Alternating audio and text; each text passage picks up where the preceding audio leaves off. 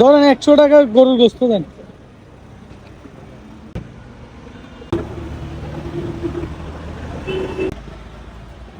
একশো টাকার কতটুকু গরুর গোস্ত পাই দেখি।